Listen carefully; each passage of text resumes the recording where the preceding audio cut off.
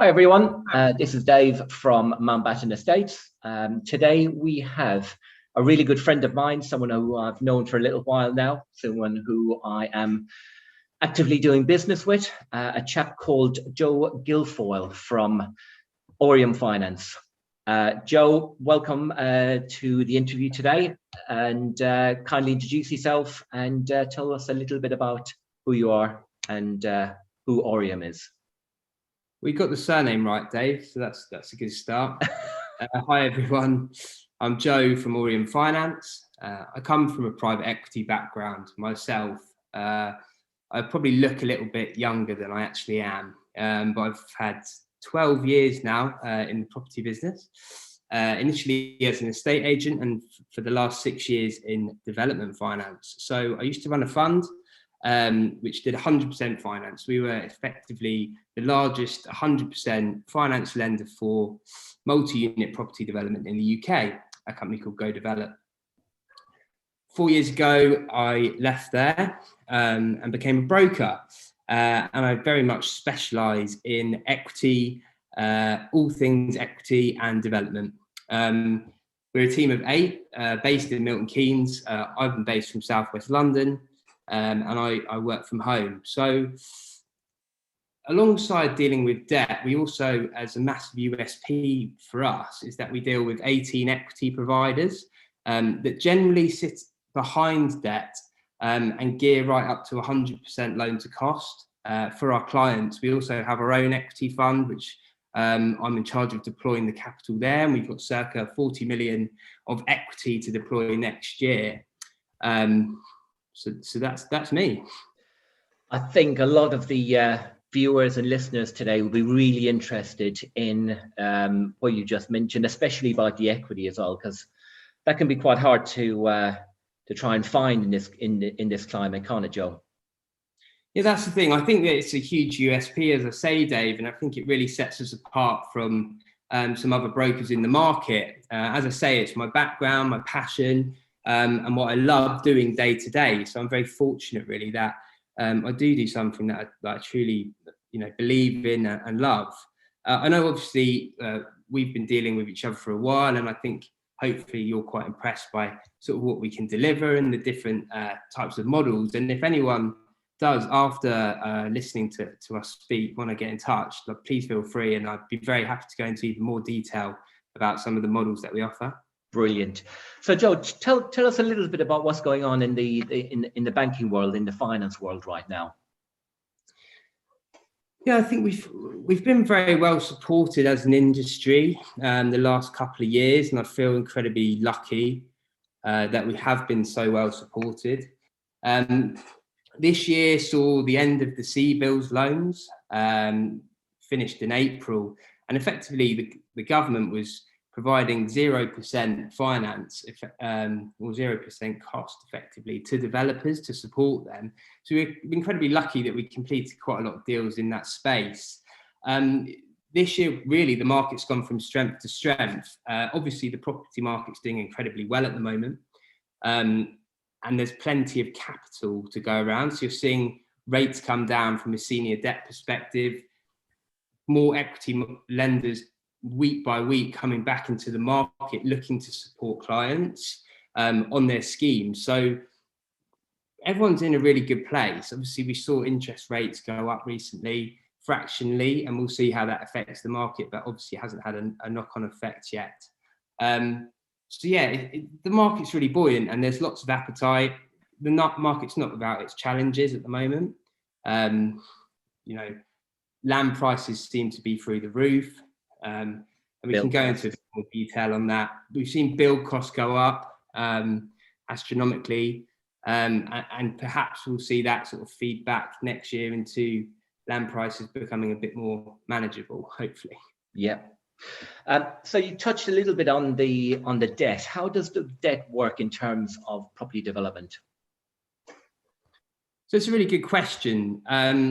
So you've got your sort of high street banks that will tend to gear a development at, say, 50% loan to GDV. But what we tend to do as a company is try and gear debt between 60 to 70% loan to GDV. Okay, so slightly more expensive, but a higher gearing. And particularly when you're looking at pairing with a relatively expensive equity product, it makes sense to be gearing at that sort of 60 to 65%, potentially 70% loan to GDV level, without paying astronomical rates on the debt. So you're sort of in that 6 to 8% annualized plus in and out fees of generally 1 in, 1.5 exit. Yeah.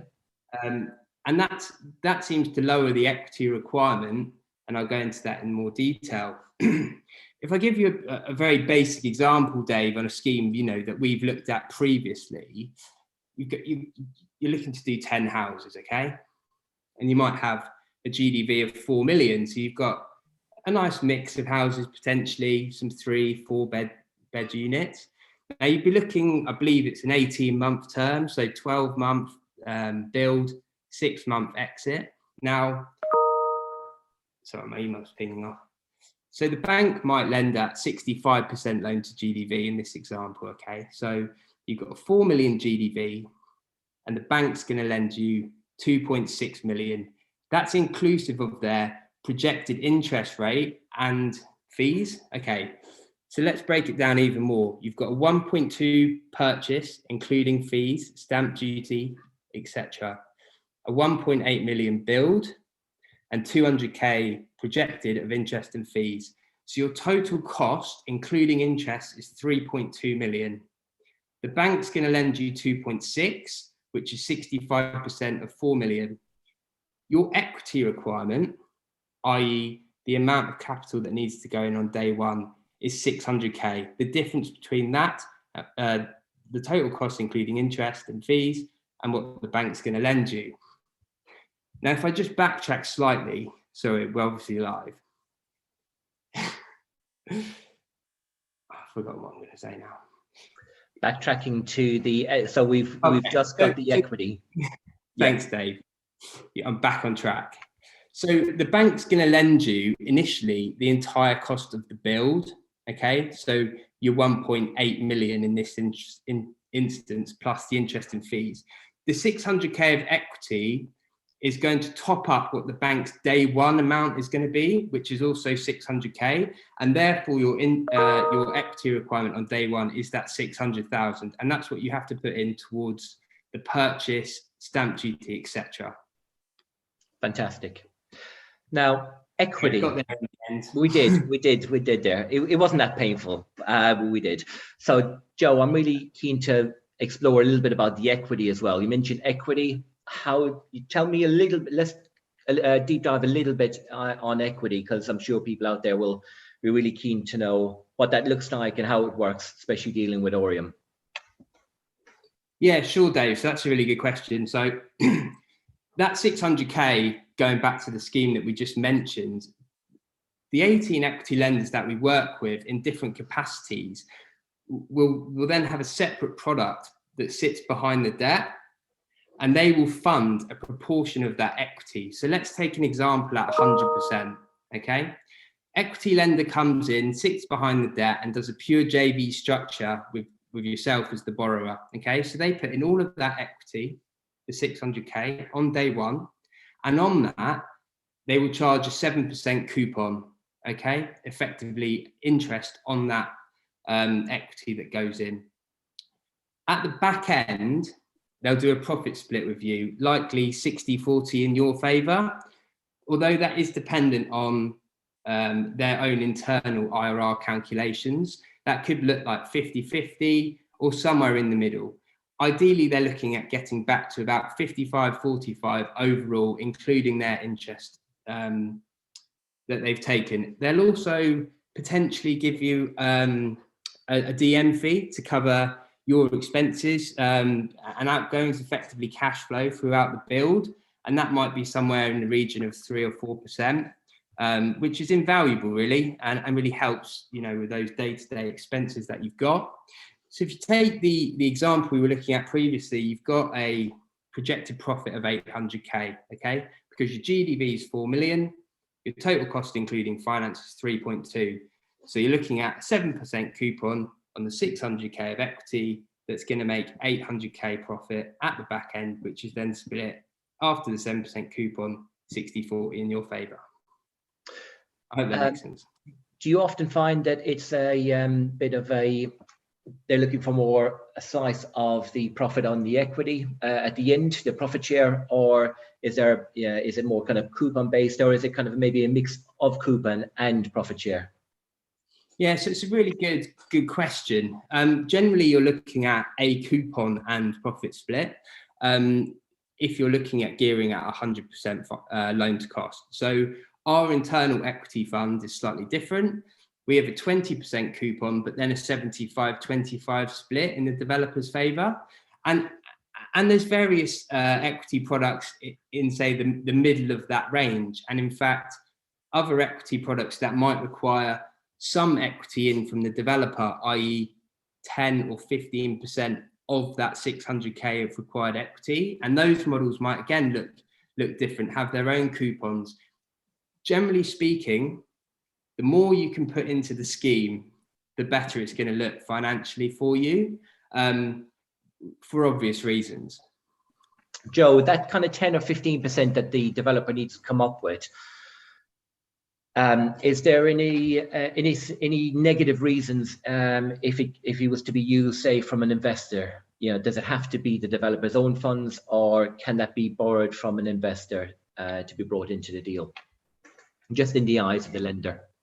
Yeah, it entirely depends on the specific lender. I've seen a few examples of clients, looking to potentially crowd fund their small equity injection, which doesn't tend to sit that favorably with the lender. What they really want sometimes is to see skin in the game. Yeah. And you'll come up against this a lot, where lenders say, we want skin in the game, but actually the equity lenders, particularly the ones that we deal with at 100%, we've already been there and done it with all of the challenger banks. And actually, because of the structure that they have internally, these funds, they actually seen as being a benefit to the development and de-risking the scheme, as opposed to a negative, which is often seen as the case.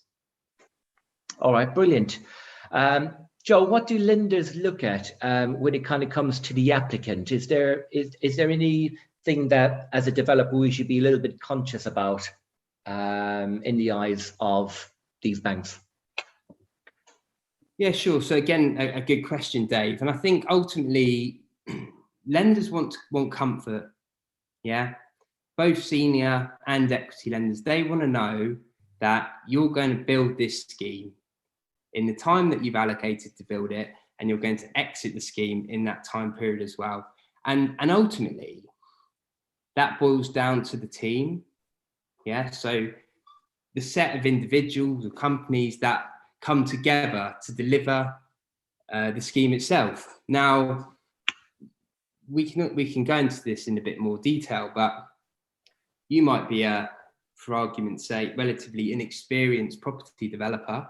But if you then partner with a very experienced property developer / contractor that has relevant development experience previously, they're capable of delivering, and they've got a proven track record in terms of borrowing, then that's going to look a lot more favourable in the lender's eyes. I have, actually, I'll divert slightly. I have done a scheme recently, actually, where this wasn't with an equity fund paired alongside debt, but with a fund that effectively funds the entire cost, a bit like Go Develop, where I used to work. And my client hadn't actually done the development themselves, but they were a really experienced contractor and clearly capable of delivering it. So I went through the appraisal with them and made sure that they kind of got everything correct. And actually, then they were able to borrow 2 million on a 2.6 mil GDV,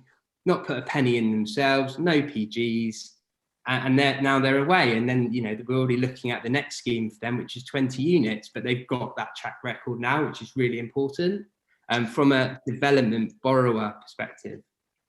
I do like the fact that with you guys, someone who's a little bit novice can approach you If they need a little bit of help with the numbers, if they need some advice to make themselves a little bit more investable, or if they're looking for that joint venture partner, you're in a good position to be able to try and make all that happen. That's a little bit different than the typical broker relationship that you'd have with someone. Yeah, exactly, Dave. And we like to be seen to be sort of more proactive in that space, really. And as you know, from personal experience, we're very happy to introduce different parties to one another. I think when it comes to borrowing, the presentation is absolutely key, and you will have seen it yourself. So whilst we will ask for quite a lot of information from a borrower, what we do internally is we'll put a full executive summary together, so sort of 6-7 page Word document. And I think that's really important. If you are looking to do a development, it's really important to be able to present it in the best possible light. So give that information about your experience today, whether that's development experience, working for someone else. How are you going to be able to deliver the project? Information about the project, make it very visual, maps, hyper and a more wider sort of market and amenities, etc. To the site, maps, etc. That's what we wanted to see when we were lenders, effectively making it as easy as possible for the lender to say yes. If you guys do want me to provide you with appraisals, asset and liability templates, portfolio templates, anything that you would like, we have, and that we'll try and make it as easy as possible for everyone to be able to give us the information that we need to present things in the best possible light. Brilliant, very useful. Joe, in your experience, you've probably seen hundreds, if not thousands, of appraisals over the years. Tell us the do's and don'ts, or kind of highlight some of the typical mistakes developers do when they're sending you their appraisals. I'd be really keen to try and maybe see if there is something that we can all learn from that. Yeah, sure. So I think this goes back to what I was saying about the price of builds, and it's really important that people get the numbers right effectively. Okay, so prices might vary for a build in different locations. So you might have something in Sheffield that are building at £140 a square foot. That same build might be £210 a square foot in southwest London, for example. So I think an intimate knowledge of the costs of construction is really helpful. And if you don't know that, then tell me and I'll introduce you to someone who does. Yeah, so it's going back to the team and making sure that you've got the right team. And can I give you an example, if I may? Please do. Something that's in my head. So you might have seen recently on LinkedIn, I did a post about a scheme in Kent for 10 executive houses. Beautiful scheme. 6.5 mil GDV, really nice mix, 3, 4, 5 bed homes. And I was introduced to the scheme by a very good friend of mine, and a really good guy, amazing at appraisals, okay? Amazing. But he hadn't done a development before, in his own right anyway, or as the borrower, okay? Yeah. And this is a common hurdle that we have to overcome. So what I did was I introduced him to a very experienced client of mine, a contractor developer, okay? They then formed a JV, which was perfect for their skill sets, because you've got one guy who's really good at doing appraisals, finding great schemes, great guy at speaking with the vendors, etc. And then you've got one guy who's really good at delivering it, etc. Okay. And then what we then did was we got the debt at 60% loan to GDV, and then the equity to top them up to 100%. So in effect, we did the whole cycle, put the deal together, put the people together, put the funding in place, and now they're delivering it, and they've just broken ground, and it looks incredible. So that's a really good indication of sort of what we can do for you. Yeah. That was quite a comprehensive answer on something that actually worked really well as a joint venture. But there seems to be a lot of talk out there right now about joint venturing. It seems to be, it's fine. Let's JV. We're two mates down the pub. We get on pretty well. But obviously, there's a lot more to consider. I'd be really keen to get your take on what people should really be considering when, it is like a marriage, isn't it, this JV, and it will last for a year or two. So I'm really keen to get your input and your thoughts on the do's and don'ts when it comes to a joint venture. I think before you consider a JV, you need to work out where your strengths lie, because there's many aspects to a development, okay, and raising the finance. So one is experience and having borrowed capital in some entity on a relevant project, okay. The other is your asset position and the ability to give a personal guarantee at, say, 20% of the facility. Another is getting the numbers right in the appraisal, and perhaps the most important is the site itself and where's your angle as a developer. How are you adding value? Because if someone approached me and said, and I was an experienced contractor, which I'm not, / developer, and said, I've got a site here that I've found on Rightmove, can we JV it? Let's go 50-50. Well, why? Why would I want to do that? What's your angle? What are you bringing to the table? And why would you, demand a half of my profit? I can go and find X site on Rightmove. So you've got to have an angle. And I think the key is to be able to put together the team to deliver it. And going back to my point, there's no point bringing in someone who doesn't offer you what you need, or one of those aspects that you need to deliver the development. As in, if you need to bring in someone that's got experience and that can give a PG, don't bring in someone that doesn't.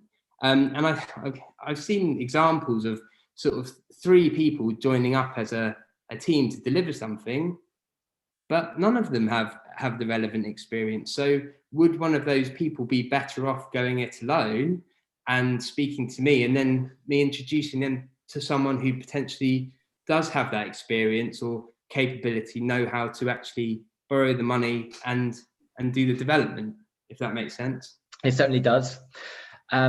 Whitney, obviously coming towards the end now, Joe, a couple of last questions I'm going to ask.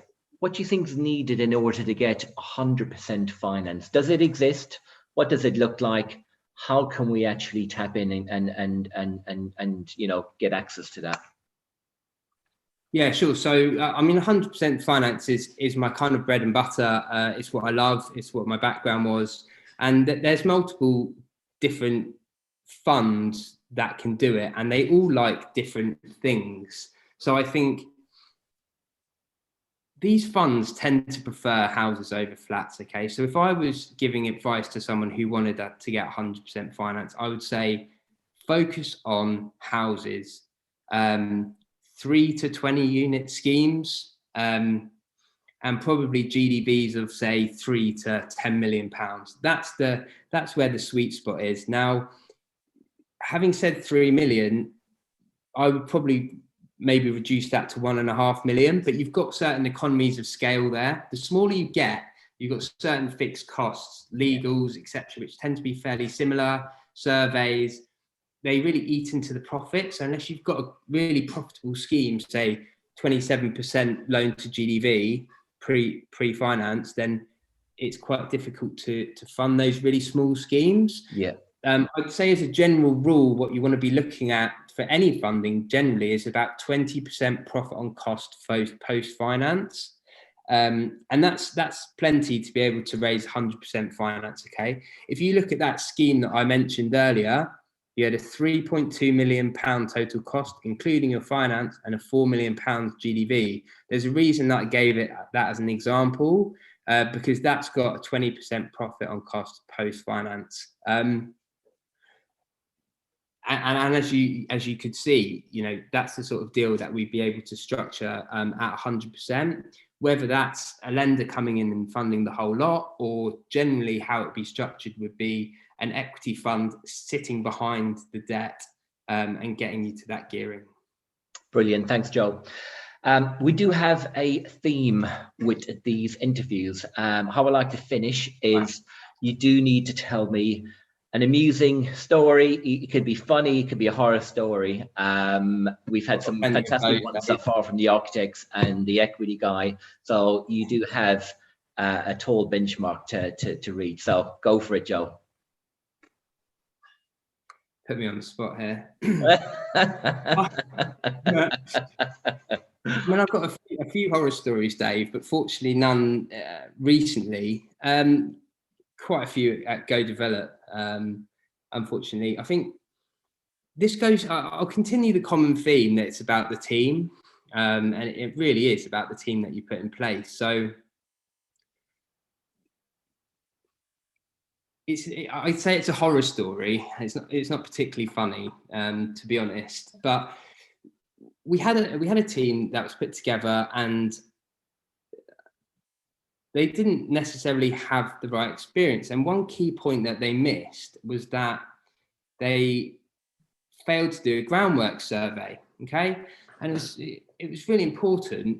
Kind of overlooked it, and actually ended up finding multiple truckloads of asbestos in the ground once purchased, and effectively wrote off a significant portion of their profit before they'd effectively even begun. Brick in the ground, exactly, yeah. So I think that just goes back to show, development's not easy, and you've got to put the right team in place to A, de-risk yourself, and B, be capable of achieving, and fulfilling your goals of where you want to get to in property development. Exactly, yeah.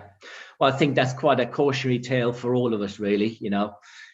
You do need to put the work in. You do need to try and de-risk these projects as much as possible. And there's no, cutting corners, really. You do need to, put the work in, unfortunately. Joe, tell us a little bit about who you're looking to connect with, and tell us how we can connect with you. Well, I think, as you can see, part of our role is to connect different people with different skill sets. So very happy to speak to developers, contractors, people with a site, estate agents, however we can help you, we will. And we'll try and go above and beyond to help you effectively. And we're all in it for the long haul. I hope, obviously, that this conversation's been useful, and please feel free to get in touch with me. Yeah, be great. And we can meet up, have a Zoom, or we can go into things in a bit more detail. But I think the key is the site. Yeah. If you've got a good site at the right price, we can put the team together to deliver it. Brilliant. Joe, I've known you guys for a little while now. We've looked at a few projects. You're actually funding some of them already, and you guys have got me 100% of total costs, which I'm over the moon with. It means I'm not having to put anything in the deal, and when I refinance, not only am I leaving 25% in, but I'm also taking another 25% out as well. So you guys are helping me across the whole lending perspective and the refinance at the end as well. So I've only got good things to say about you guys. For everyone else listening, I will put Joe's details in the description as well. Feel free to reach out to him. Joe, Dominic, Oriam, absolutely fantastic guys, all of you. So yeah, looking forward to doing some more business with you guys over the years. Thank you, Dave. Lovely, really, thanks guys. And we will wrap it up there.